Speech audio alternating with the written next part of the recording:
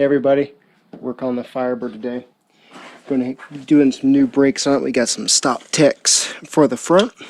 Here's the old ones here, and these originally, I think these were some Hawk performance pads that came with the brake upgrade when I bought them. So not too bad. Probably have a little bit of life left, but here's the old ones. Here's new stop techs.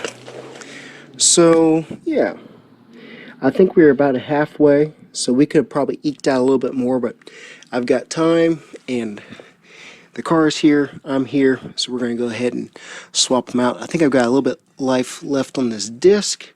You can actually feel the depth a little bit better on this side. Woo, it's kind of smelly.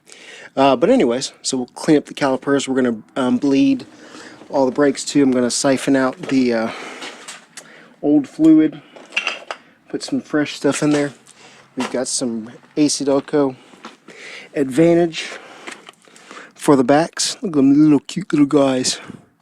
So it doesn't look like it's too bad, but those have been on there since 2015, and we want to go ahead and keep everything fresh and working well. So we're going to go ahead and do that.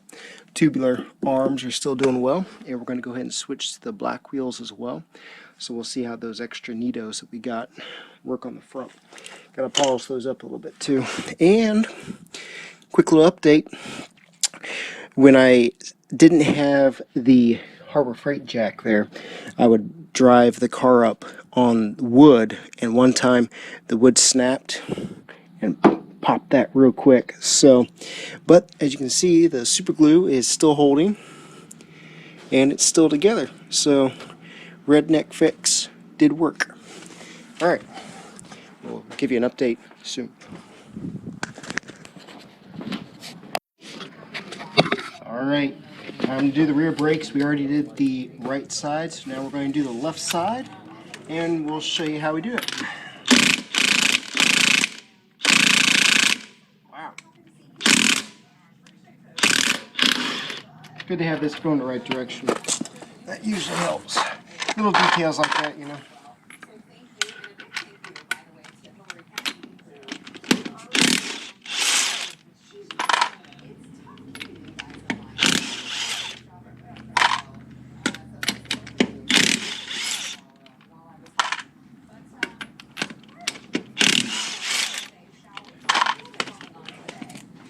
How many of the rest of you reuse your Gojo soap containers?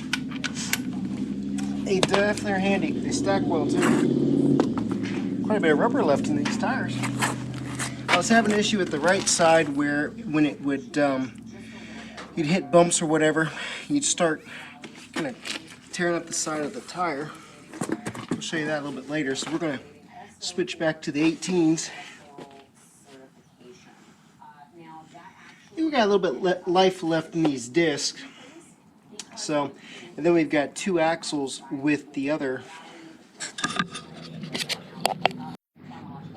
Alright, so it's time for the rear brakes, but I forgot my knee pad, so hold on just a second.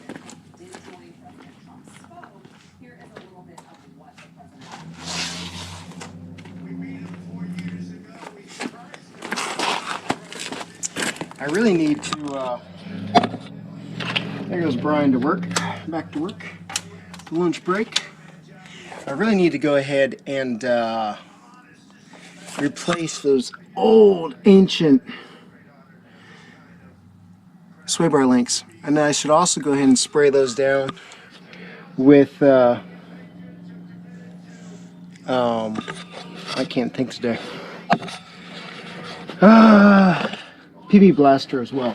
And I see something, we had a little bounce on that side. This one's set at 8, that one's set at 7 for whatever reason. So let's swap that.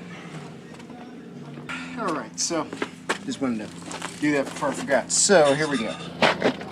So this kind of a unique design here, because you've got the, I don't totally understand how it works, but the parking brake is all within or on this combined unit. of the caliper, which is kind of interesting. So the only bolt that really you hit this 15 right here, and sometimes you might have to hold this. We'll see how it does today, but for the most part you won't have to do that.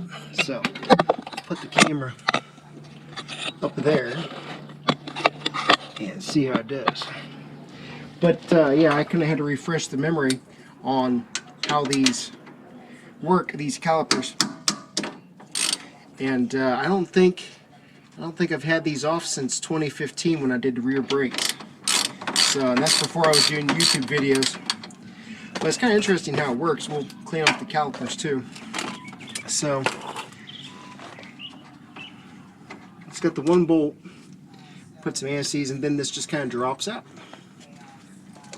with some pressure. Isn't that kind of neat?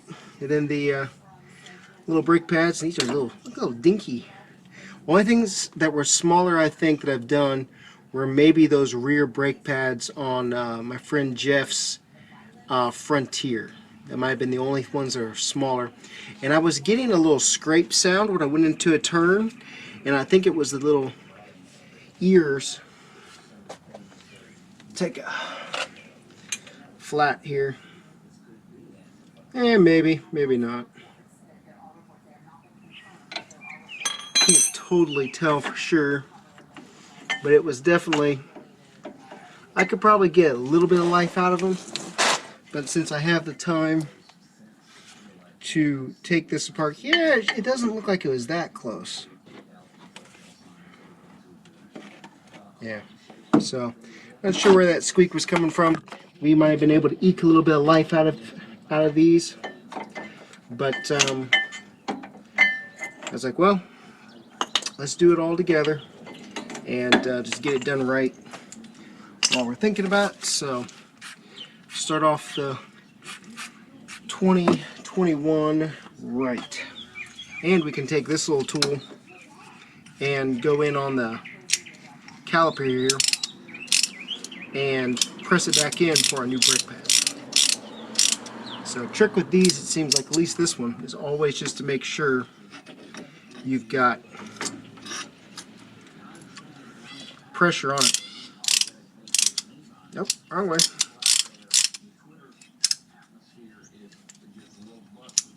Alright, let's see if we can.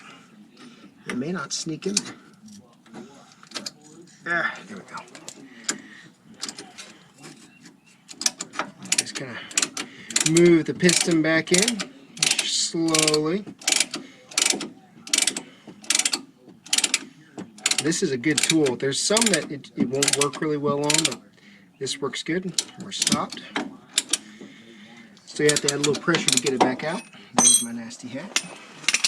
So there's these two little flats here, and two on the bottom.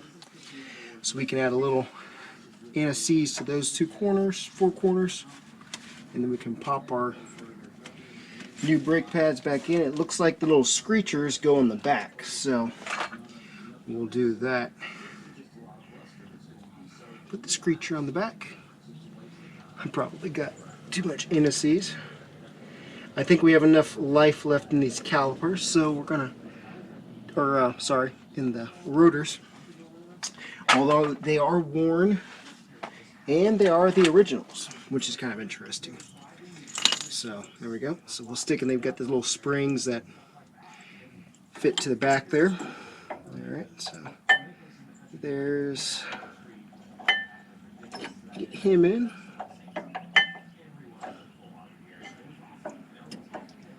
Come out, get in there. For some reason he doesn't want to quite slide in. Alright, we got that one slid in. I might just have to angle or something. There we go. That's what I'm looking at, quite right. So we kind of set those to some degree. We roll this back up, pop that in. We're going to put a little anti-seize on our bolt there. We're going to come back around and we're going to pull the old brake fluid, because we do kind of like to drive the old Firebird aggressively. So take that. It's been 5 years since we've done some bleeding on it, but we haven't pulled the fluid, so we'll put some nice fresh stuff in there. Alright, so really kind of interesting setup. See, they little spring heads just pop out here. So make sure this is cranked down and just visually inspect your boots here too, and they look like they're good. So what I probably should have done was pulled out my the pins, make sure they were good, but as far as I can tell, I think they're fine. Go ahead and inspect too. There's Amy home in the Impala.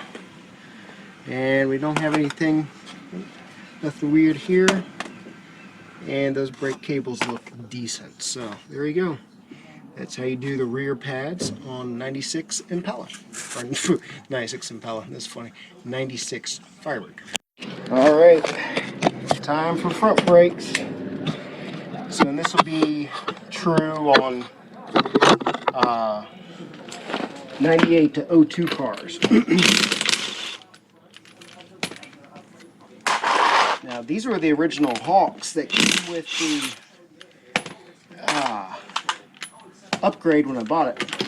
And they've done pretty well.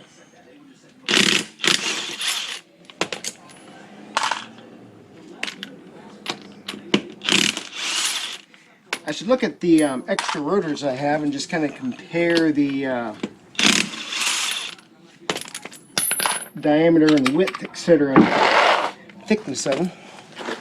So, but we got some new stock tech brake pads we're going to try. We'll go ahead and grease all of our Zerks and so forth, because some of them are truly easier to get once you get the wheel off.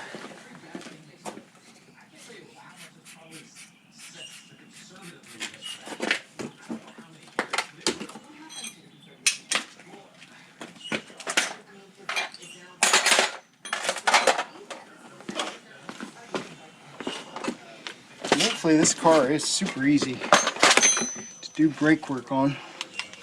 And it was nice when I got this kit that came with the stainless brake lines. That was pretty cool. That was pretty cool. I think the upgrade was like 150 bucks, so I think that was one of my first car how-to videos, was with these brakes. I carried everything, the shocks, because we got the AGX. Start that again. We got the KYB AGX adjustable shocks and struts. Carried them around in the back of the car for about a year and a half before I finally bit the bullet and did the front end job, which it desperately needed. And all those cheap parts are doing pretty well so far. Grid calipers are a must, of course. You know that. Now, as you can see, these are really not too bad, but they kind of are. So let's take a look here. Let's take a look here. But they've done their job well. So there's those. Get those two together. So there might be a little bit of life left. I think I'd say we're probably about halfway on the Hawks here. But since I've had these sitting for a year, we're going to go ahead and knock them out and be done with it and know we're good to go and so forth. So, and then that's one less thing. We can add this to the scrap collection. And they did their job well. I think they, as you can see, they were semi-metallic. I think these may be a I forget what the description was, but I think they might be a oh, I forget. Ceramic of some sort. That's what I was trying to say. That's what I was trying to say. Got the new springs too, the two lower springs and the one up the top. And once again, we'll use our tool to push these. You know, visually inspect your boots here too.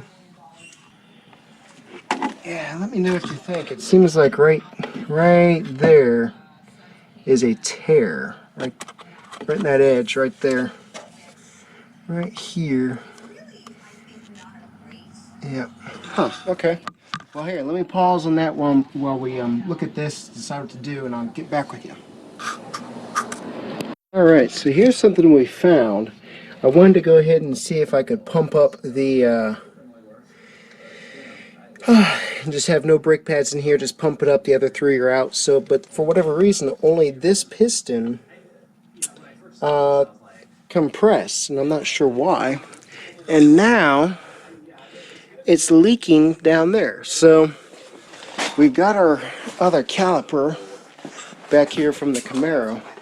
So I'm thinking we're going to clean this up, lube it up, hit it with some spray, and see if looks a little bit worse for wear, but for the most part I think it would do what we need it to. So let's check the boots here. There's a little bit of tearing there. So, but I think we'll clean it up, give it a try, and see what it does. So that's the thought for right now anyways. We'll make sure all these are working like they're supposed to before we crank everything off. So, alright, so a little bit of a hitch in the plans. So 3 done, and then 1 has to be stinky. Always the way it works, so let's see what it does.